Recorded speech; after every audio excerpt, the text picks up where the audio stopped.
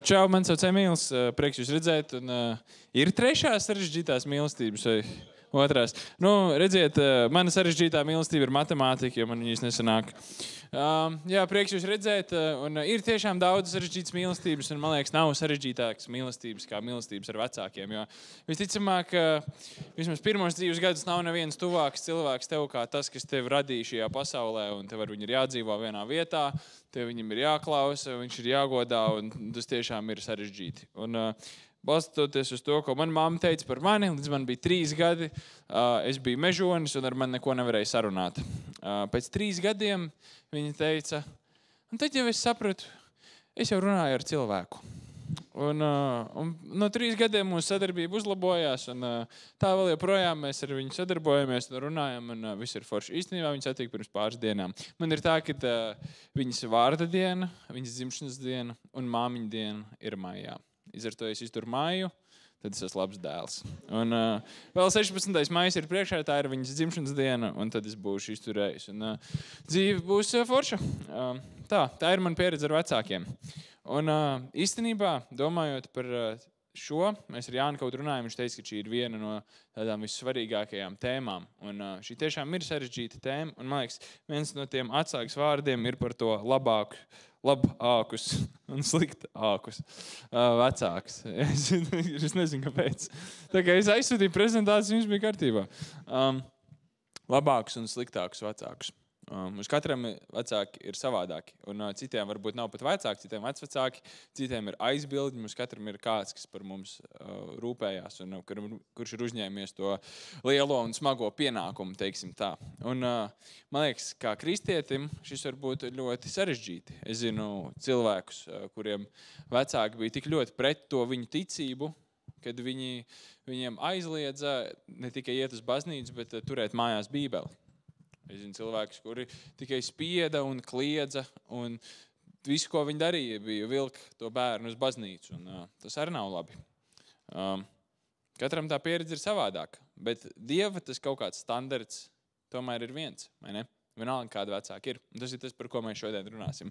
Pirms es eju tālāk, es gribu, lai jūs aizverat acis un iedomājieties, kāda būtu perfekta ģimene. Bet nevis jūsu acīm, bet kā jums šķiet, kāda būtu Dieva perfekta ģimene. Ka viņš skatās uz to ģimeni un saka, jā, te viss ir kārtībā. Kādi būtu vecāki, kādi būtu bērni, kādas būtu attiecības viņu starpā. Iedomājieties 3 vārdus, kas jums nāk prātā. Kas ir tie 3 vārdi, kā Dievs gribētu redzēt ideālu ģimeni? Vēl bišķi padomājiet.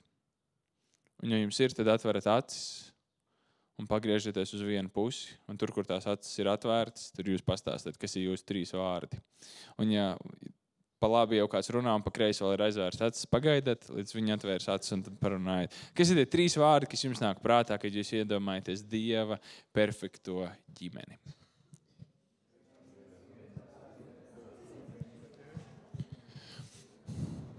Ok, cerams, ka visiem sanāca parunāt, padalīties. Un es domāju, ka lielākoties jums nāk prātā vārdi kā mīlestība, varbūt saticība, varbūt paklausība. Bet ir interesanti, jo Bībeles vecās derības beigās, kas ir pēdējā grāmata? Vecā derībā. Jā, uz burta, kā zina otro burtu? Jā, Malahijas. Pēdējā grāmata ir praviešu Malahijas grāmata. Man liekas, ka praviešu. Un tur ir kādi panti, un šie pēdējie panti vecajā derībā. Un tajos pantos, man liekas, ka Dievs atklāja kā to, kas viņam ir sirdī, kad viņš domā par ideālu ģimeni. Un šeit būs tikai par tēviem un dēliem, bet iedomājieties mazliet globālāk. Tāpat kā tur, kur ir brāļi, viņš uzrunā draudzi, vai ne? Tas ir Malahija grāmatā, 3. nodaļā, 23. līdz 24. pants. Redzi, es jums sūtu pravieti Eliju, pirms nāk kunga diena, liela un bijājama. Viņš vērsis tēvu sirdis pie dēliem un dēlu sirdis pie tēviem, lai es nenāku un nesitu zemi ar nicības lāstu. Tēvu sirdis pie dēliem un dēlu sirdis pie tēviem. Dievs grib vienotu ģimeni. Dievs tēvs grib redzēt vienotu ģimeni. Un viss, par ko mēs runāsim pēc tam, jūs varat likt kontekstā, tik jūs domājat par to, kā jūs izturaties pret saviem vecākiem, vienmēr jūs varat sev prasīt, vai tas, ko es daru, vai tas, kā es rīkošos, mūs kustina tuvāk vienotībai, vai tas iedrošina šķelšanos. Pirmais, tas, kā Dievs grib redzēt ģimeni, viņu grib redzēt vienotu. Tēvu sirdis pagrieztas pret tēviem un dēlu sirdis. Es teicu tēvu pret tēviem. Tēvu pret dēliem, dēlu pret tēviem. Bet tad ir interesanti, jo tad pēc Malahija grāmatas, kas sako evaņģēliju, nāk Jēzus. Un ja pēdējā ziņa, ko Dievs atstāja, ir, kad tēvu pagriezīsies pret dēliem un dēlu pret tēviem, ko teica Jēzus? Lūkas evaņģēlijā, 21. nodaļā, 16. pants. Arī vecāki un brāļi, radnieki un draugi jūs nodos un kādus no jūsu vidus nogalinās. Tas, ko saka Jēzus. Dievs tēvs saka dēli pagriezīs sirdis pret tēviem, tēvu pret dēliem, bet Jēzus saka, arī vecāki un brāļi, radinieki un draugi jūs nodos un kādus no jūsu sirds nogalinās. Dievs tēvs redz vienotu ģimeni, bet Jēzus brīdina par salauztu ģimeni. Kas notiek? Man likās, viņiem bija laba komunikācija. Kā ir, kad viens saka to un viens saka to, viens grib redzēt to un otrs brīdina par kaut ko citu. Un Jēzus runā diezgan daudz par ģimeni. Un tad, kad viņš runā par ģimeni, viņš saka, ka viņš nāk ar zobenu. Viņš šķels. Un tad mēs redzam, kā tas notiks. Dēli un tēvi un brāļi un radinieki iespējams viens otru nodos un nogalinās. Jēzus patiesība ir tik stipra, kad iespējams tā salauzīs ģimenes. Kaut vai Dieva iecer ir, ka ģimenei ir jābūt vienotai. Un šī ir tā realitāte, kurā mēs dzīvojam. Šī ir tā realitāte, kurā mums ir jāpastāv. Es nezinu, kā ir jums. Es nezinu, kādi vecāki ir jums. Kristīgi, nekristīgi. Priecājās, ka jūs tik daudz ejat uz baznīcu, vai arī tieši to nosoda un domājat, kāpēc jūs nesat mājās un nemācaties. Un šeit ir vienmēr rodas kaut kāda veida spiediens, vai ne? Kaut kāda, varbūt ir slikta atzīme un vecāki grib, lai jūs paliekat mājās vairāk, bet jums nē, es mīlu Dievu, es iešu uz jauniešiem. Un var izveidoties spriedzi, vai ne? Un tāpat kā Jēzum, tajā, ko saka Jēzus, izveidojās spriedzi ar to, ko Dievs saka. Dievs grib vienotas ģimenes, bet Jēzus ir nācis ar zobenu. Kā ar šo tikt galā? Un bieži, ja mēs dzirdam vārdu konflikts un cīņa, tad kā pusaudžiem mums uzreiz ir prieks, varēšu cīnīties pret vecākiem. Un cik romantiski, vai ne? Vecāki man tur neļauj iet uz baznīcu, vecāki grib, lai es vairāk mācos, bet es mīlu Dievu. Es lasīšu Bībeli un es iešu viņiem pretī, iešu viņiem aiz muguras un izcīnīšu savu patiesību. Viņi taču neko nesaprot. Cik forši ir iedot pusaudzim kādu lietu, par ko iet karā. It īpaši, ja tas ir pret viņu vecākiem. Tas ir vieglākā lieta pasaulē. Cik es neatceros brīžus, kad man bija kaut kāda fusion koncerta, vai bija kaut kur jābrauc saistībā ar kalpošanu, un man bija kaut kas jādara, un es bieži palaidu tās lietas vienkārši vaļā, lai es varētu kalpot. Godīgi sakot, tajā brīdī es jutos mazliet kā tāds ticības varonis.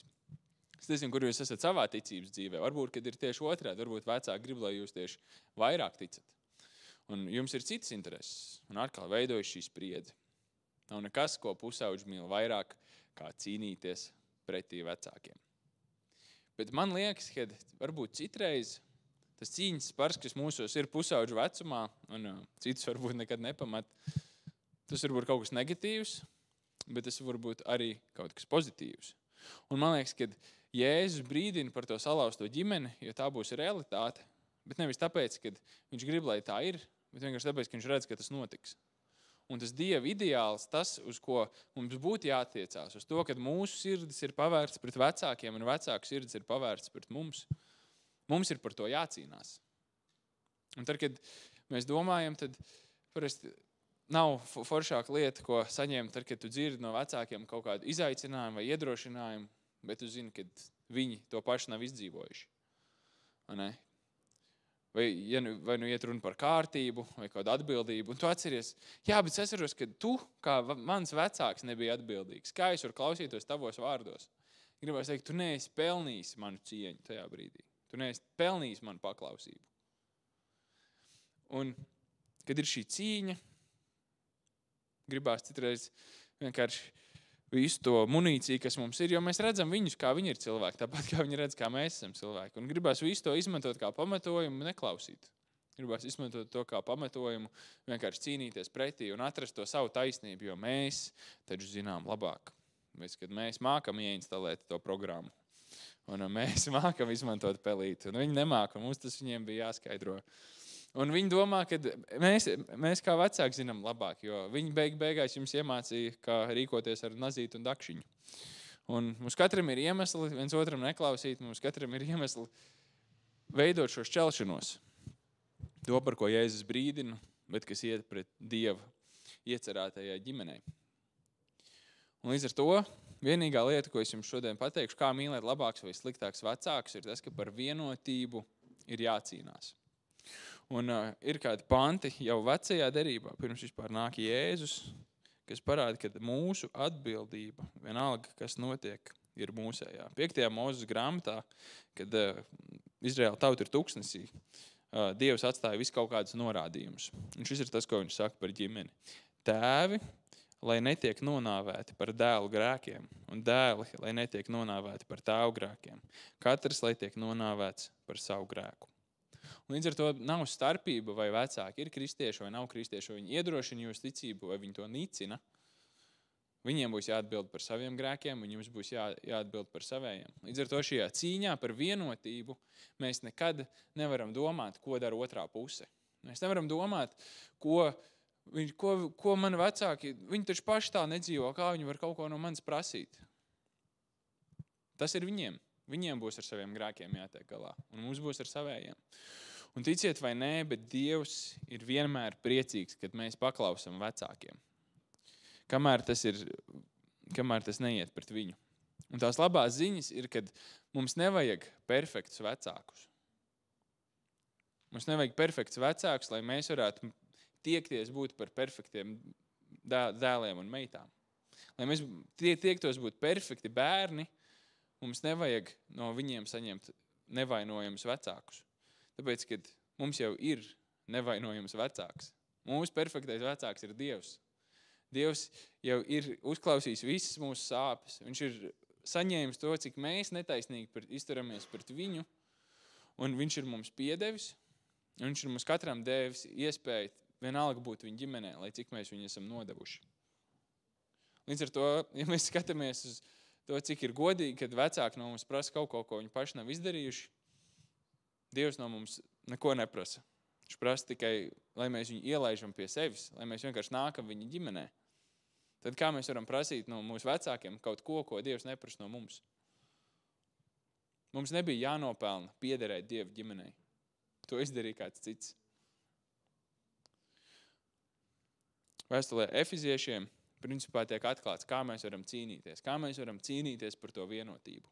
Un tad, kad iet runa par šīm lietām, kas mums ir jādara, es gribētu teikt, ka mums tas ir jādara nevis tāpēc, kad vecāki ir to pelnījuši, vienalga, vai viņi ir labi, vienalga, vai viņi ir slikti, bet mums tas ir jādara tāpēc, ka tas dod Dievam prieku. Un tad, kad mēs runāsim par šīm 3 lietām, tad tas iemesls, kāpēc mums tas ir jādara, ir vienkārši, lai pagodinātu Dievu. Nevis tāpēc, ka viņi to būtu pelnījuši. Vēstulē Efeziešiem 6. nodaļā, 1. līdz 3. pants. Bērni, esiet paklausīgi saviem vecākiem kungā, jo tas ir taisni. Godā savu tēvu un māti, šis ir pirmais bauslis ar apsolījumu, lai tev labi klātos un tu ilgi dzīvotu virs zemes. Ir daudz veidi, kā interpretēt to bausli. Es domāju, ka viens no tiem ir vienkārši sakot vecākiem, uzticēties viņu gudrībai un gan jau, kad viss būs kārtībā. Bet ko darīt, ja tev vecāki nav gudri? Tad tu esi vienkārši bezizējā, tu sakos viņu godās viņus un viss. Pat tad, ja tas tev noved līdz kaut kādam bezdibenim. Es domāju, ka tas iemesls, kāpēc tas ir labi un kāpēc tu ilgi dzīvot virs zemes un tev labi klātos, ir tāpēc, ka Dievam patīk paklausīgi bērni. Un tajā pašā vēstulē Efeziešiem sākumā ir rakstīts, esiet paklausīgi saviem vecākiem kungā. Un šis atkal atklāja šo spriedzi. Ja nu jūsu vecāki jūs velk projām no Dieva, kamēr tas pagodina Dievu, tu paklausi saviem vecākiem. Bet kamēr tas nepagodina Dievu, tu paklausi Dievam, savam perfektajam tēvam. Un pāris cilvēki jau sāk berzēt rokas. Yes, tas nozīmē, es varu ignorēt savus pienākumus, es varu nekārtot savu istabu un vienkārši skriet uz jauniešiem, jo tas būtu kungā. Es domāju, ka nē.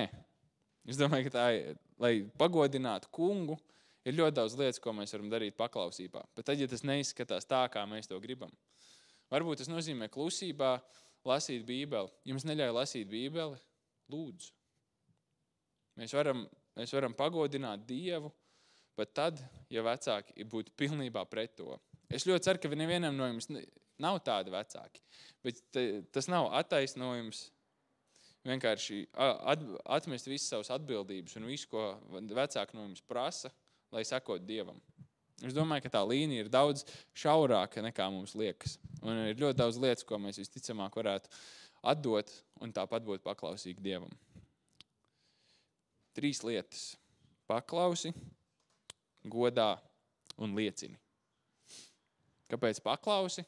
Paklausi nozīmē oriģināla valodā klausīt no apakšas. Jeb tu dzirdi kaut ko no augšas. Nozīmē klausīties ar nodomu paklausīt. Klausīties ar nodomu paklausīt. Līdz ar to, tad, kad mums notiek kaut kādas situācijas, tad mēs ne tikai uzklausām, ko vecāki grib dzirdēt, bet mēs skatāmies, un kā mēs varam viņam paklausīt. Un tur ir rakstīts, ka tas ir labi. Un Dievam ir prieks, ka mēs paklausām. Un es domāju, tas iemesls, kāpēc Dievam ir prieks, ka mēs paklausām vecākiem, ir tāpēc, ka savā ziņā mēs tajā brīdī atdarinam to, kādi mēs esam ar Dievu. Tāpat kā mēs paklausām mūsu debesu tēvam, tāpat mēs paklausām saviem vecākiem. Un Dievam par to ir prieks. Un nav starpība, vai tie vecāki to ir pelnījuši vai nav pelnījuši, bet Dievam ir prieks par to. Līdz ar to, ja jūs gribat iepriecināt Dievu, paklausat saviem vecākiem, kamēr tas ir kungā. Un otrs, godiniet. Kā var godināt? Godināt ir izteikt cieņu, izteikt respektu. Izturēties pret kādu tā, it kā viņam būtu autoritāte un kaut kāda vieta.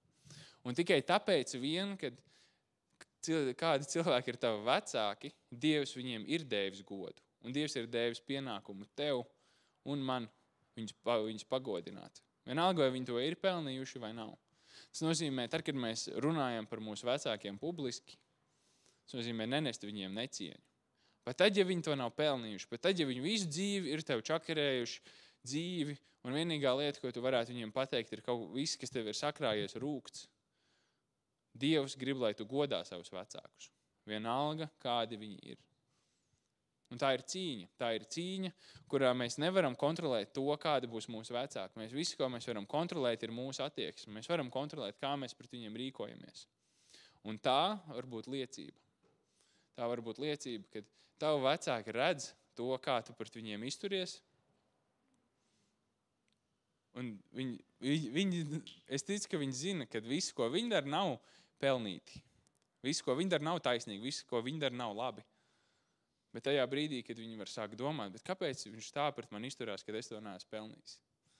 Mums ir iespēja pateikt, tas ir tāpēc, ka Dievs grib, lai es tev godāju. Dievs grib, lai es tev paklausu. Un kamēr tu nestājies ceļā man to darīt Dievu godam, es to darīšu ar prieku. Tāpēc, ka tas iepriecina Dievu. Es atceros, kad man bija kaut kādi 13 gadi, es tikko sāku iet uz Fusionu grobiņām, mācījos bungas, un man mamma man teica, viņa ir visu dzīvi bijuši ļoti spēcīgi katola, un viņa teica, nu jā, tu tik netiec ievilts pie tiem baptistiem. Nu, tagad man ir 25, un es esmu baptistu draudzē, līdz ar to mēs zinām, kā tas tāds beidzās, bet viena no lietām bija, kad es zināju, ka es visticamāk visu dzīvi nebūšu katolis. Man sāk rasties jautājumi par to ticību, man sāk rasties neskaidrības. Un bija kādi brīži, kad es mammai sāku prasīt tās neskaidrības, un viņai nebija atbildes. Un, protams, ka tajā brīdī tev kā pusaudzim sāk nākt lepnums, un viņa jau nezinu, un es zinu. Un tagad es panākšu savu patiesību, un es viņu uzspiedīšu viņai virsū, un es panākšu visu, kā es gribu. Bet es tā nedarīju. Es paturēju to pie sevis un paklausībā. Turpināju iet uz katoļu draudzi, tāpēc, ka es zināju, ka tas ir tas, kā es viņu cienīšu. Tas ir tas, kā es viņai varēšu paklausīt. Un līdz tai dienai, kad es izvācos ārā no mājām, es turpināju izdzīvot savu ticību kā katolis. Kad kaut kādām lietām es dziļi iekšā nepiekrītu. Es turpināju būt paklausīgs un es turpināju viņu godināt. Un tad es izvācos ārā un pagāja kādu gadu, un ik pa laikam, kad es atbraucu atpakaļ mājās, es turpināju viņai paprasīt ik pa laikam tos jautājumus, un viņai parasti nebija atbildes. Bet es saprotu, ka tas sarunas nekur nenoved, jo viņi sacepās, es atkal nedabūju tos jautājumus, tās atbildes uz tiem jautājumiem, kurus es gribu, un es saprotu, labi, par to mēs mājās nerunāsim un vienkārši atstāsim to, kā ir. Bet tad pāris gadus vēlāk mēs vienkārši par tiem gadiem runājām par ticību. Es runāju par to, kam es ticu, kā mēs eju cauri. Viņa citreiz pastāstīja, ka viņa eju cauri. Bet bija kāda reize, kad viņa man stāstīja, kā viņa savā vecumā atrada Jēzu. Nevis reliģiju, nevis katoļu ticību, bet Jēzu. Un tad, kad viņa man to stāstīja, bija kāds brīdis, kad pēc tam viņa teica, man bija prieks, ka tu atbrauksi, man bija prieks, ka mums būs šī saruna, jo es zināju, ka es nevienam citam šo nevarētu pastāstīt, kurš sapratīs. Tajā brīdī mana dzīve, tas, kam es gāju cauri, tas, kam es ticēju, kaut es nevarēju ne ar vārdiem, ne ar darbiem neko izmainīt, viņai tā bija kā liecība. Tā man paklausība, lai cik tas grūti gāja, lai kā gribējās spītēties pretī, man sanāca viņai liecināt. Un iedomājieties pēc tam, kad viņai bija sava pieredze ar Jēzu, viņa bija priecīga ar mani ar to dalīties, jo viņa zināja, ka es sapratīšu. Es nesaku, ka tas ir garantēts. Es nesaku, ka katram jums būs tāda situācija, kur jūs varēsiet liecināt un parādīt, kāds ir Dievs saviem vecākiem. Viņiem arī ir izvēle būt atvērtiem par to, nebūt atvērtiem. Un viņa izvēle Dievs arī ciena. Bet tas ir labākais, ko mēs varam darīt. Dievam ir prieks, ka mēs paklausam. Dievam ir prieks, ka mēs godājam mūsu vecākus vienalga, kādi viņi ir. Galvenais ir nepārkāpt to, un kamēr tas ir kungam pa prātam. Bet tad, kad jūs par to domājat, esiet uzmanīgi, jo es ticu, ka to līniju mēs varam novelkt daudz tuvāk paklausībai vecākiem, nekā mums liekas. Mums nav jāskrien 5 reizes nedēļā uz draudzi, ja tas ir pret mūsu vecāku gribu. Mums nav jāatmet viss, kas mums ir, mācības un viss pārējie, lai mēs būtu sekotāji Dievam, lai mēs sekotu Kristus piemēram. Bet varbūt citreiz tas nozīmē mazliet pacīnīties par savu ticību. Viena no lietām, ko es sapratu, gatavojot šo uzrunu, ir, es aizdomājos par to, vai es daru visu, lai godātu savus vecākus. Vai es daru visu, lai izdzīvotu to Dieva ideālo bildi, kad tēva sirds ir pagriezts pret dēliem. Un es tā aizdomājos. Visu dzīvi es esmu uzaudzis bez tēva. Es nekad viņu neesmu saticis, es neko arī neesmu prasījis manai mammai. Un es vienkārši turpināju dzīvot. Man tas netraucēja, nekad īsti nejūtu to vēlmi, to vajadzību. Un es tā arī neprasīju nekādus jautājumus. Bet tas pants tajā Malahijas grāmatā ir tik skaists. Tēva sirds pagriezts par dēliem, dēlu sirds pagriezts par tēviem. Es neesmu pat meklējis savu tēvu. Man liekas, ka tas, ko Dievs no manis grib, ir, kad es varu vienalga neskatoties, kāds viņš ir, jo es tiešām nezinu, bet pagriezt manu sirdi pret manu tēvu. Varbūt man viņš ir jāuzmeklē. Šis ir ļoti svaigas un jaunas domas. Vai viņš to būtu pelnījis?